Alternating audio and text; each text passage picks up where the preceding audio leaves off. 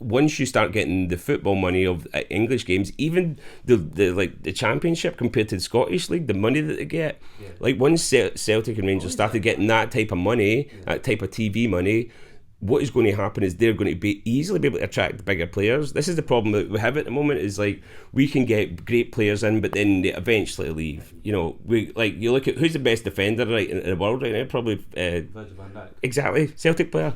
Who's one of the best, most entertaining teams in the league at the minute? Tottenham. Who's their manager? Ange used to be Celtic's manager. I'm sure they play some ropey football sometimes, but so did Celtic. But they're the most entertaining team to watch. There's so many amazing players that have come out of Celtic. And Matt O'Reilly, our best player, just went to Brighton. On his opening game, he scored against, I think it was Man City. I can't remember who, but so I think it was Man City. So there's it's been that's the only thing. It's been a bit of a breeding ground for players to they see it as a stepping point to get into the Premiership, which is it's difficult for us. I hate saying us because I'm not them. It's like when people say when we fought in the war, they didn't fight in any war, mate. Just because you're British doesn't mean you were in the war. Just because it's Sport Celtic doesn't mean it's us. But you know what I mean. Anyway.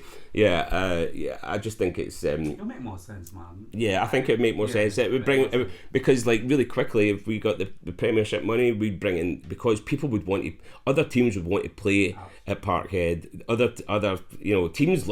You ask any, you see it so many times. There's so many players, but huge players across the world, from your Messi's to Ronaldo's to everybody, who say that some of the best games they've ever played, atmosphere-wise, has been at Celtic Park on a European night. I've heard that even when they've got beaten. Yeah, I've heard. So imagine being a Premiership player and getting to play against that every other week. It's no brainer. As a footballer, as a DJ, as somebody that's an entertainer in front of crowds, you want to be in the biggest and best places on the regular. And Celtic Park's one of them, regardless what you think of my team. So, and it's my team. I play for them.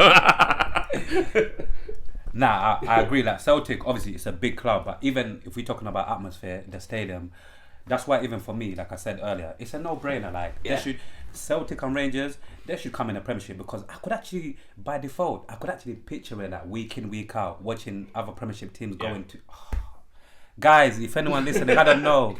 You get me? But before we go, I just want to say last one that you see, in terms of your career, your DJing career, obviously with music, it's different from sports. Meaning, obviously, sports you can't do it when your body gets to a certain age, and obviously after a while, it's your body can't continue.